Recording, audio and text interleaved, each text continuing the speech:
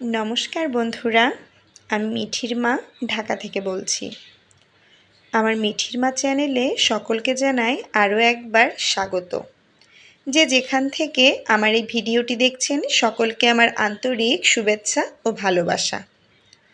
আজ দিনটি রবিবার, আবারও পুনরায় কর্মব্যস্ত একটি দিনের সূচনা করলাম।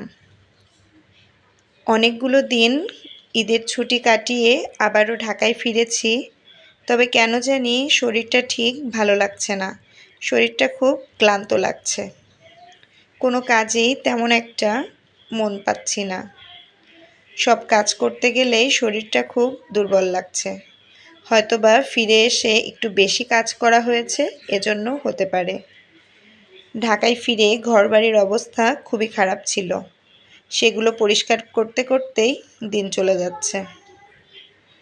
তাও মনে হচ্ছে কাজ করে যেন শেষ করতে পারছি না। শুধু তো আর ঘরের কাজ করলে হবে না, খাওয়া দাওয়াটাও করতে হবে। এজন্য সকাল সকাল টুকটাক কাজ সেরে চলে এসেছি রান্না করার জন্য।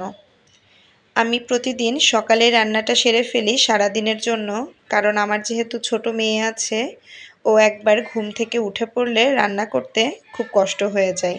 সে সব সময় রান্নাঘরে আমার সাথে সাথে থাকতে চায়, যার কারণে আমার রান্না করতে গেলে খুব রিস্ক হয়ে যায়। অনেকবার অনেক রকম দুর্ঘটনার শিকারও হয়েছি, তবে অল্পের উপর দিয়ে গেছে। এজন্য মনে হয় যেন ও ওঠার আগে সব কাজটা যদি শেষ করতে পারি খুব ভালো হয়। আজ দুপুরের জন্য রান্না করছি আলু পনিরের তরকারি আর চিংড়ি মাছ দিয়ে ভেন্ডি ভাপা। রান্না প্রায় শেষের পথে। রান্না শেষ করে এখন দুই মেয়েকে ওঠাতে হবে, বরমশাইকেও ওঠাতে হবে। ওদেরকে ডেকে এসেছি, ডেকে এসে আবার বরের জন্য লাঞ্চের বক্সটাও রেডি করে দিচ্ছি। যা রান্না করেছি সেটাই দিয়ে দিচ্ছি দুপুরে ওর খাওয়ার জন্য। প্রতিদিনই ওকে খাবার দেওয়ার চেষ্টা করি, খুব একটা মিস হয় না বললেই চলে। খাবার রেডি করে আবার সকালের জন্য করেছিলাম ফেনা ভাত, আর তার সঙ্গে ছিল মাছ। মাঝে মাঝে রুটি করতে যখন একটু সমস্যা হয় তখন এরকম ফেনা ভাত করে নিই, তাতে খুব সুবিধা হয়। খাবার দাবার রেডি করে দিয়েছি, এখন আবার সকালের ভাতটাও খুলে বরমশাইকে বেড়ে দিব খেতে, এজন্য খুব তাড়াহুড়া করছিলাম। অনেক দিন যেহেতু বাড়িতে ছুটিটা কাটিয়ে আসলাম, সেই রেস্টটা কেন জানি কাটিয়ে উঠতে পারছি না, আর তেমন খাবার দাবারে কোনো রুচি পাচ্ছি না। কিছু খেতেই যেন ভালো লাগছে না। হুট করে হয়তো গরমটা বেশি পড়েছে, এজন্য এমন মনে হচ্ছে। সকালের খাওয়া দাওয়া শেষ করে গানের টিউশনি করে নিয়েছি। এখন আবার মেয়ে একটু গানের প্র্যাকটিসে বসে পড়েছে। মেয়ে গান করছে আর ছোট মেয়ে চা খাচ্ছে। একজন গান করছে তো অপরজন গলা ঠিক করছে।